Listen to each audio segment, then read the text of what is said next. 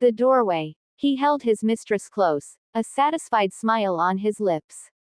It had been going on for months. The trysts in hotel rooms, the whispered promises of escape, the sweet poison of a double life.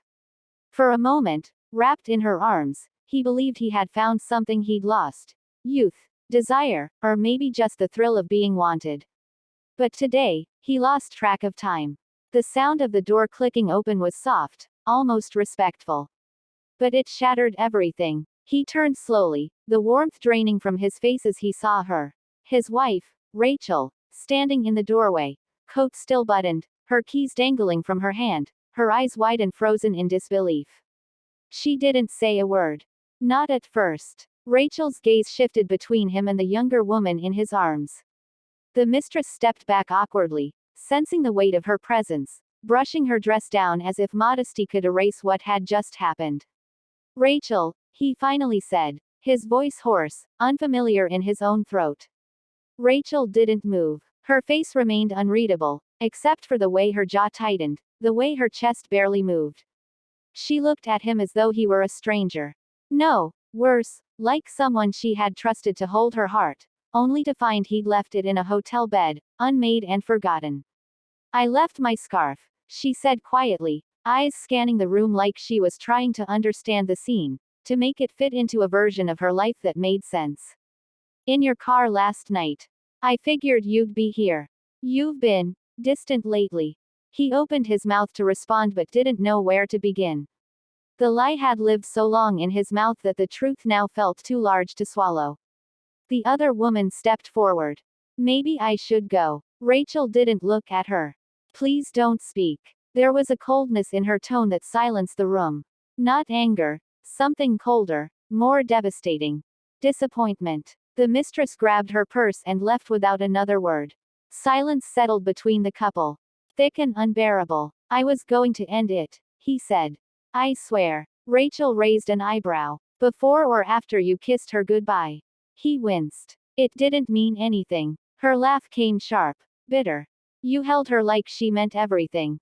His shoulders slumped, his mind scrambling for something to fix the moment, to rewind time, to undo months of lies, texts deleted, meetings that never were. I didn't plan for this to happen. It started small. You and I, things haven't been good. You've been so focused on work, and I felt invisible.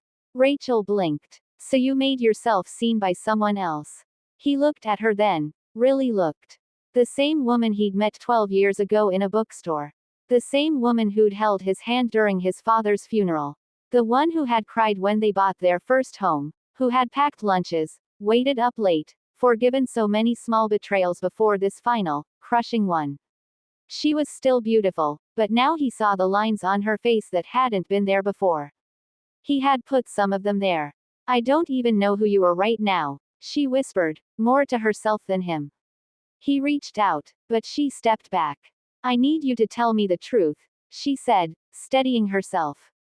Not to save us. Just because I deserve it. He nodded, tears prickling at his eyes. It started 5 months ago. Her name's Mia. She's a copywriter at the agency. It was late nights, drinks after work. At first, it was just flirting. Something harmless, I told myself. But then it wasn't. I kept telling myself it didn't matter, that I could have this and still love you. Her voice cracked. Did you ever stop to think how I would feel? I was selfish, he admitted. And scared. I thought I was losing you. But I ended up losing myself. Rachel turned to look out the window, arms crossed tightly. I used to wait for you to come home, you know. I thought maybe you were stressed, overwhelmed. I thought if I just gave you space, you'd find your way back to me. I blamed myself. Tears streamed down her cheeks now, but she didn't wipe them. She wore them like armor. You didn't just cheat on me, she said. You made me question my worth. You made me feel like I wasn't enough. He stepped forward, voice trembling. You are more than enough. I was the one who failed. Not you. But I believed you, she whispered. I believed in us. That's what hurts the most. The room felt like it was closing in. The bed behind him, once a place of warmth and intimacy, now looked like a battlefield.